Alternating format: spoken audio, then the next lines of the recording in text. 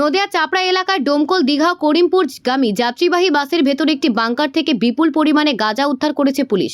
গোপন সূত্রে খবর পেয়ে চাপড়া থানার ভারপ্রাপ্ত আধিকারিক অনিন্দ মুখার্জির নেতৃত্বে বিশাল পুলিশ বাহিনী তল্লাশি শুরু করে এলিমনগর এলাকায়।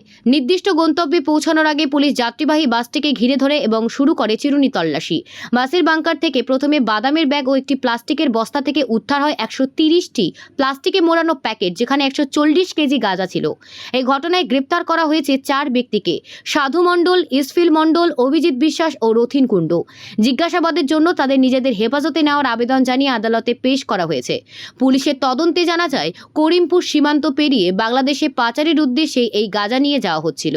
উন্নত মানের গাঁজার এই প্যাকেটগুলির আনুমানিক বাজার মূল্য 14 লক্ষ টাকা। পুলিশ প্রশাসন বাসটি বাজেয়াপ্ত করেছে এবং পাচারকারীদের পরিকল্পনা ভেস্তে গেছে। নদিয়া থেকে সুদীপ বিশ্বাসের রিপোর্ট, নিউজ প্রাইম টাইমস। কি হয়েছে এখানে? এটা হচ্ছে এলেমনগর মোড়। হ্যাঁ, এইখানে দেখি সকালবেলা ঘুম থেকে উঠেই দুনিয়ার পুলিশ রয়েছে এখানে।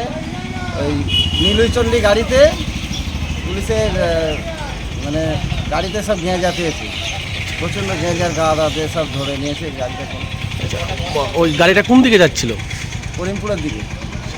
যে পুলিশ গাঁজা উদ্ধার করেছে? হ্যাঁ, গাঁজাগুলো উদ্ধার করে নিয়েছে সব এখানে, এখন নিয়ে যাচ্ছে পুলিশে।